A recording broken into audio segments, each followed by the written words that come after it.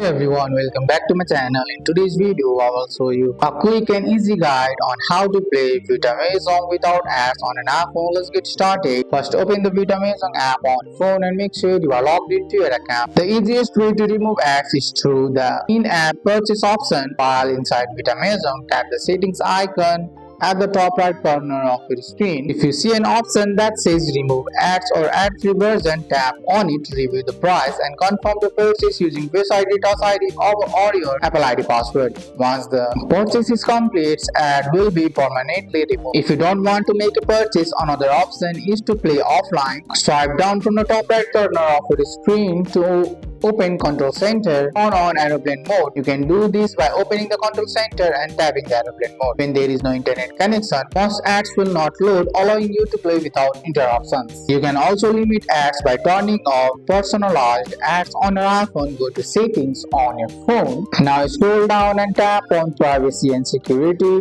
Tap on tracking and turn off all apps to request to track.